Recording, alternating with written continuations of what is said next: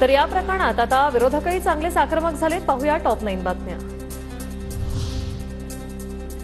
आरोपींना बीडच्या लॉकअपमध्ये ठेवू नये, एकतर नाशिकला नेण्यात यावं नाहीतर संभाजीनगरला घेऊन जाण्याची सुरेश धस यांची मागणी। काही वेळाने तर केस दुसऱ्या जिल्ह्यात देण्यात यावी अशी मागणी करणार असल्याची माहिती। बीडमध्ये प्रकरण चालवावं, परंतु बीडमध्ये हे लोक बीडच्या लॉकअपमध्ये ठेवू नयेत। ते एकतर संभाजीनगरच्या हर्सुलला हलवावेत नाहीतर नाशिकच्या जेलला हलवावेत। बीड पोलीस ठाण्यात अचानक नवीन 5 पलंग कसे? आरोपी वाल्मिक कराडवरून रोहित पवारांना शंका, फक्त बीडच का, सर्वच पोलीस ठाण्यात स्टाफसाठी एवढी तत्परता दाखवा असं म्हणत प्रशासनावर रोख।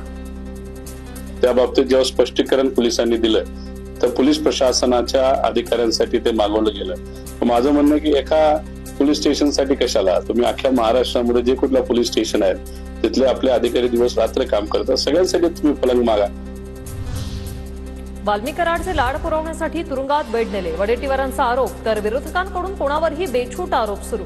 मंत्री गिरीश महाजनांचं उत्तर, ते कोणाचे लाड आहेत? ते वाल्मिक कराडचे लाड पुरवण्यासाठी, त्याला बेडवर झोपवण्यासाठी पोलीस कस्टडीत असताना ते नेले काय यावर चौकशी झाली पाहिजे। बीड पोलीस ठाण्यात कॉट आणल्याचा प्रशासनाचा दावा, पलंग आणल्याच्या माध्यमातील बातम्या चुकीच्या। बीड शहर पोलीस ठाण्यातील सूत्रांची माहिती। तील जे प्रभारी अधिकारी आहेत त्यांना मी सूचना केली होती की आपण तात्काळ गार्ड जे आहेत त्यांच्या रेस्टसाठी, त्यांच्या आरामासाठी पलंगाची सोय करावी।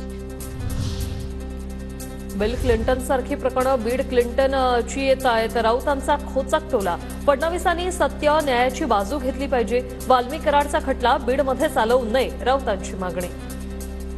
आतापर्यंत आम्हाला बिल क्लिंटन माहित होतं, आता बीड क्लिंटन आलेलं आहे बरं का। त्याच पद्धतीने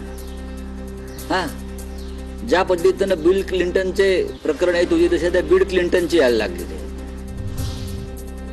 आजकाल कोणी काही बोलायला लागले, गिरीश महाजनांचं प्रत्युत्तर। बीड पोलीस स्टेशनमध्ये वाल्मिक कराडचे लाड पुरवण्यासाठी कॉट नेली, वडेट्टीवारांच्या टीकेला उत्तर। काय पलंग गेल्या, खुर्च्या गेल्या, गाद्या गुड्यासाठी आल्या, तर मला काही कळत नाही। काहीतरी कोणी काही बोलतं आजकाल की या सगळ्या आरोप हे सगळे निराधार आहेत, हे सगळ्या कपोलकल्पित आहेत। पलंग कुणाकडे गेला, खाट कुणाकडे गेली, गादी कुणाकडे गेली, या गोष्टीला काही अर्थ नाही। अनेक जणांनी बीड परभणीमध्ये राजकीय यात्रा केल्या, आम्ही सांत्वनासाठी जाणार। दोन्ही प्रकरणाच्या तपासाला गती मिळाल्यानंतर आम्ही जाऊ, संजय राऊतांची माहिती। अनेक जणांनी तिथे राजकीय यात्रा केलाय खरंय, शिवसेना त्यापैकी नाही। तपासाला एक दिशा आणि गती मिळू द्या आणि त्यानंतर आम्ही त्यांच्या कुटुंबियाचं आम्ही सांत्वनाला जाऊ।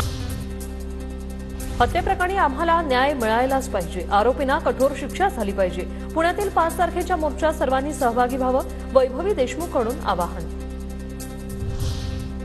संतोष देशमुख हत्येच्या निषेधार्थ 4 जानेवारीला परभणीत भव्य मूकमोर्चा। मोर्चामध्ये संतोष देशमुख यांचे कुटुंबियांसह मनोज जरांगे पाटील, सुरेश धस, बजरंग बाप्पा सोनवणे हेही उपस्थित असणार।